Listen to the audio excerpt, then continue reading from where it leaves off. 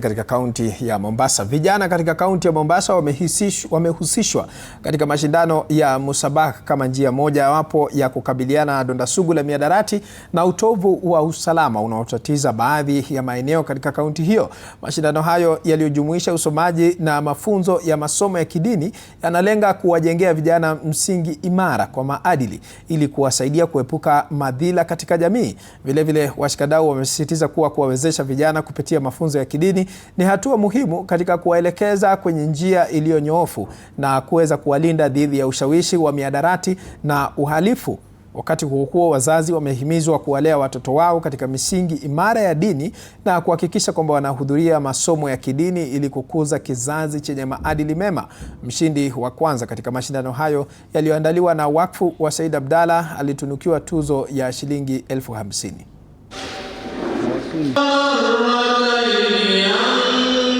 Tunafahamu ya kwamba kuna changamoto nyingi ambazo zinaendelea katika maeneo yetu. Kuna masuala ya ujambazi, masuala ya uhalifu, masuala ya uraibu.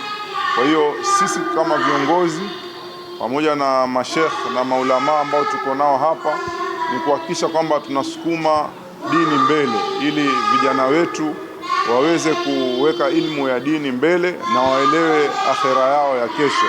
Na waelewe kwamba yote ambao wanawafanya ulimwenguni kesho wataenda kuhesabiwa, watahukumiwa katika kila jambo ambalo wanalifanya. Kwa hiyo ni muhimu kusukuma dini mbele ili wawe katika mwongozo bora wa watoto wetu. Na washauri wazazi wenzangu kwamba mara nyingi anayesoma dini huwa mtulivu na huwa raia mzuri. Hawezi kujihusisha mtu ambaye amesoma dini na mambo ya muhadarati au na mambo ya uhasharati au na mambo ya ukora au na mambo ambayo ni ya utovu wa nidhamu. Kwa hivyo nawahimiza wazazi wenzangu kwamba tuwapeleke watoto wetu katika madarisi zetu za dini waweze kumeza dini yao ili wawe ni viongozi wa kesho.